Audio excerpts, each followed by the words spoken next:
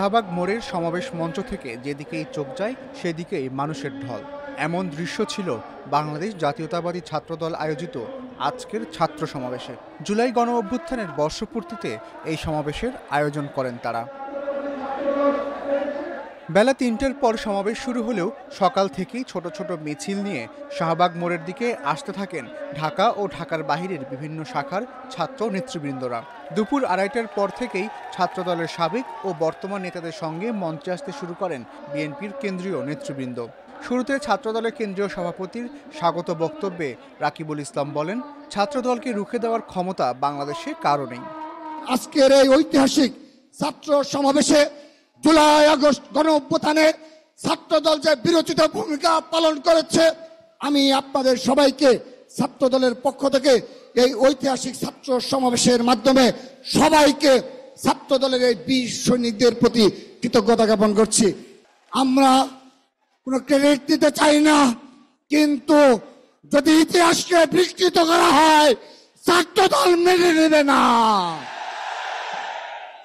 আমি স্মরণ করে দিতে চাই যে বা যারা এই জুলাই আগস্টের গণ অভ্যুত্থানের খণ্ডিত চিত্র এবং মন গড়া ইতিহাস রচনা করার জন্য ষড়যন্ত্র করে যাচ্ছেন, আমরা সেই সকল ইতিহাস বেত্তাদের বলতে চাই, আমরা এই ইতিহাস বেত্তাদের এই ইতিহাসের আস্থা করে নিক্ষেপ করা হবে। ছাত্রদলের সাধারণ সম্পাদক নাসির উদ্দিনের সঞ্চালনায় সমাবেশে বক্তব্য দেন বিএনপির ভাইস চেয়ারম্যান শামসুজ্জামান ও আসাদুজ্জামান, দলের চেয়ারপারসনের উপদেষ্টা আমানুল্লাহ আমান, যুগ্ম মহাসচিব খায়রুল কবির, হাবিবুন নবী খান, শহীদুদ্দিন চৌধুরী সহ অনেকেই। বিশেষ অতিথির বক্তব্যে বিএনপির মহাসচিব মির্জা ফখরুল ইসলাম আলমগীর প্রত্যাশা ব্যক্ত করেন, দলের ভারপ্রাপ্ত চেয়ারম্যান তারেক রহমান দেশে ফিরে তাদের নেতৃত্ব দেবেন। বাংলাদেশের মানুষ অপেক্ষা করে আছে আমাদের নেতা তারেক রহমান সাহেব দেশে ফিরে আসবেন, তাই না? আমরা সবাই তাই চাই না? উনি আসবেন, আমাদের নেতৃত্ব দিবেন, আমাদের পথ দেখাবেন।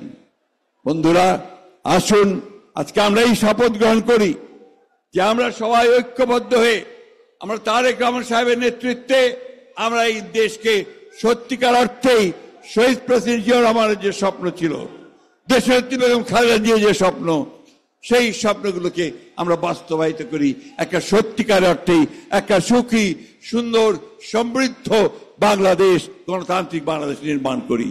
মির্জা ফখরুল ইসলাম আলমগীর বলেন, শেখ হাসিনা পাশের দেশে বসে গোলযোগ সৃষ্টির চেষ্টা করছেন। তিনি এ ধরনের তৎপরতা মোকাবেলায় সবাইকে ঐক্যবদ্ধ থাকার আহ্বান জানান। আজকে আমাদেরকে ঐক্যবদ্ধ থাকতে হবে। অনেক চেষ্টা করা হচ্ছে বাংলাদেশে বিভক্তি সৃষ্টি করবার। আমাদের পাশের দেশে ভারতবর্ষে ফ্যাসিস্ট হাসিনা আশ্রয় নিয়েছে তার লোকবল নিয়ে। সেখান থেকে সে মাঝে মাঝেই হুমকি দিচ্ছে যে তারা বাংলাদেশে আক্রমণ করবে।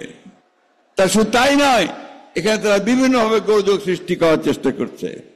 আজকের এই সমাবেশ থেকে আমাদেরকে শপথ নিতে হবে যে আমরা কোনোদিনই আমরা এই ফ্যাসিস্ট হাসিনাকে আর এই দেশে রাজনীতি করার কোনো সুযোগ দিব না। শপথ দিতে হবে যে আমরা কারো কাছে কোনদিন মাথা নত করব না। আমরা আমাদের দেশকে আমরা নিজেরাই স্বয়ং সম্পূর্ণ হয়ে গড়ে তুলব। বন্ধুগণ, প্রধান অতিথি হিসেবে এই সমাবেশে ভার্চুয়ালি যুক্ত ছিলেন তারেক রহমান। তিনি বলেন, বাংলাদেশের মানুষ আর বিভেদ, বিরোধ ও প্রতিহিংসা প্রতিশোধের রাজনীতি চায় না। একটি কথা মনে রাখবে সবাই তোমরা, যদি তোমরা আগামী দিন সাহস এবং সততার সঙ্গে এগিয়ে যাও, তাহলে বাংলাদেশের গণতান্ত্রিক জনগণ তোমাদের সাথে আছে। বাংলাদেশ এখন একটি পরিণত দেশ।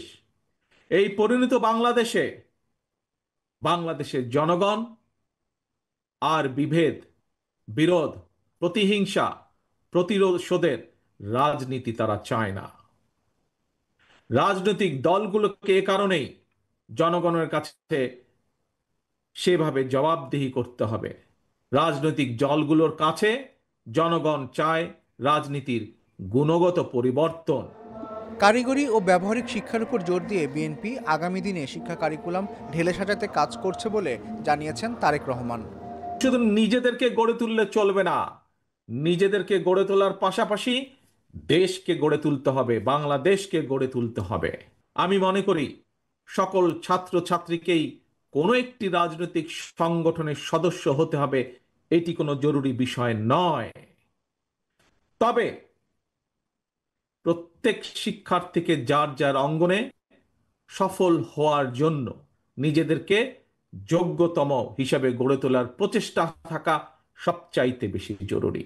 বিএনপি বর্তমানে দেশে বিদেশে কর্মসংস্থান সৃষ্টি এবং নিরাপদ কর্ম পরিবেশ নিশ্চিত করার রাজনৈতিক কর্মসূচি এবং পরিকল্পনা গ্রহণ করছে। একজন মায়ের চোখে যেমন বাংলাদেশ, তেমন একটি বাংলাদেশ আমরা গড়ে তুলতে চাই, নবীন এবং প্রবীণ সকলে মিলে। বক্তব্যের শেষে তরুণ প্রজন্মকে ধানের শীষে ভোট দেওয়ার আহ্বান জানান তিনি। সমাবেশ শেষে সমাবেশ স্থল পরিষ্কার করতে দেখা গেছে অনেক নেতাকর্মীকে। গণ অভ্যুত্থানের বর্ষপূর্তিতে এই ছাত্র সমাবেশে উপস্থিত হয়ে বিএনপি নেতারা বললেন, বাংলাদেশকে নতুনভাবে গড়ার সময় এসেছে। আর তারেক রহমান তার বক্তব্যে ছাত্রদের সামনে তুলে ধরলেন ভবিষ্যৎ বাংলাদেশের শিক্ষাখাত নিয়ে তার পরিকল্পনা। ভবিষ্যতে জনগণের রায়ে সরকার গঠন করে সেসব বাস্তবায়ন করতে চান তিনি। এস আল আরিফিন, প্রথম আলো, ঢাকা।